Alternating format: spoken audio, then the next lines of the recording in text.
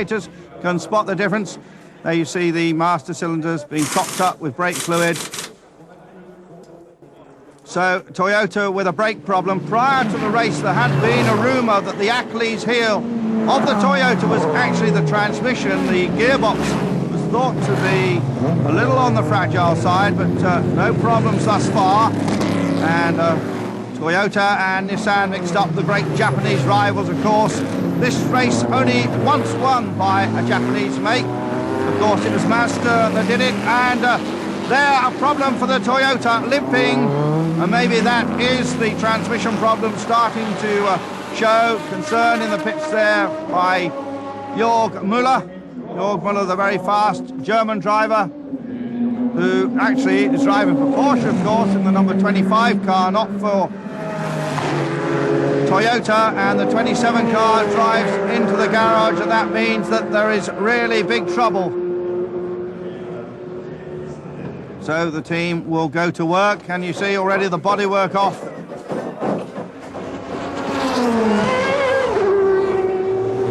And so from being advantaged Toyota with Mercedes-Benz chasing, suddenly Porsche were looking so much stronger. Great shot down there at the end of the Mulsanne straight, the Mulsanne corner.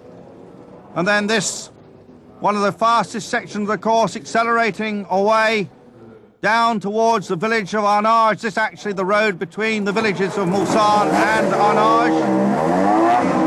The Toyota mechanics have done their job well. And the car returns back into the race. The 28 machine of Brundle Collard and Elleray. Indeed, that had some repairs to the gearbox. But the Toyota pits was becoming a very busy, unpopular place, as you can see from those shots. Meanwhile, the 25 Porsche of Jörg Müller, Uwe Alpsen and Bob Wallach.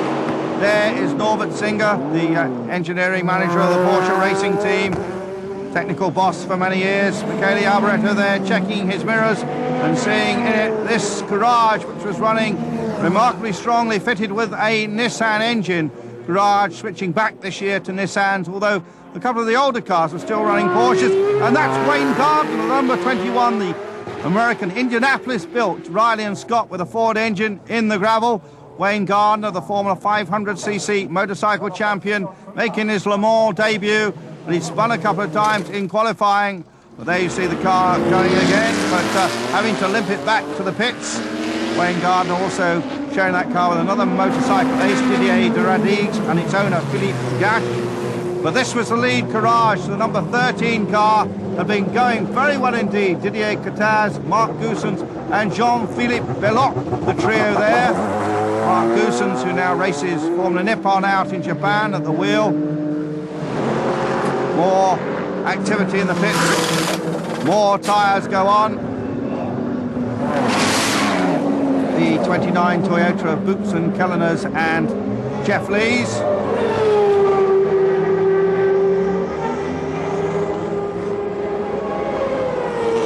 And as inevitably happens here at Le Mans, the shadows just there starting to lengthen as a bright afternoon turns into a bright evening.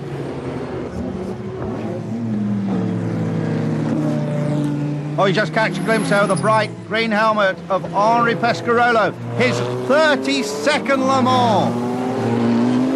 The great French driver also leads the Lafiliere team, and after 5 hours, Toyota and Porsche separated by less than a second, and then just 11 seconds behind the second of the Porsches. What a motor race! Le Mans is living up to all its expectations. Well, Mercedes may have gone, but nevertheless, there is a battle royal between Toyota and Porsche. There's the 51 Viper, and there's the Private Chamberlain team car, been spun into the gravel here. Number 56 car rotates on the brakes, one of the older Vipers, run by Hugh Chamberlain, a British enthusiast who just loves Le Mans and comes back with the team every year. But this was the car which had been leading the GT2 category, the 64 car. The only lady in the race, Claudia Hürtgen, Michel Ligonnet, and the British driver, Robert Nien. There is the 13 Courage, certainly going very strongly. And a Toyota is stopped. Has it spun? Yes, an indiscretion from the Toyota. And looks to me as if that's it, actually in the pit road and just coming into the pits too hot. The 28 car, and finishes up in the barriers, and Martin Brundle will not be impressed with that at all.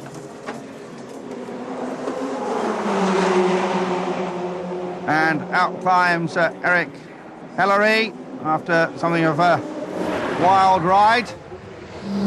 Just an onboard shot. You see how narrow the strip is that the drivers look through.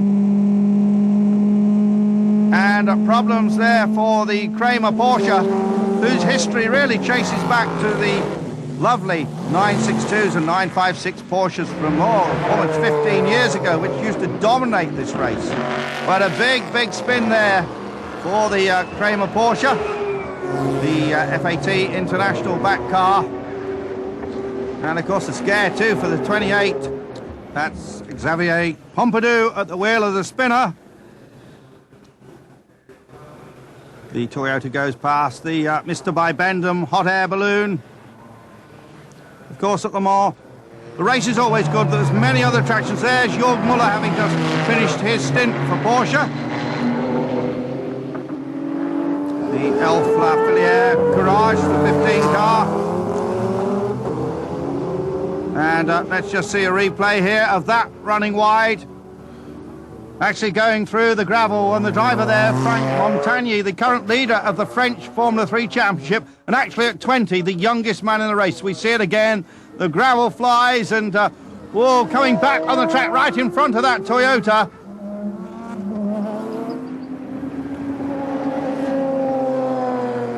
There's the Deborah, the only car in the LMP2 category. Michele Alboreto takes the Porsche out, but big disappointment from the Jost team. They just couldn't get a good balance with either of their cars.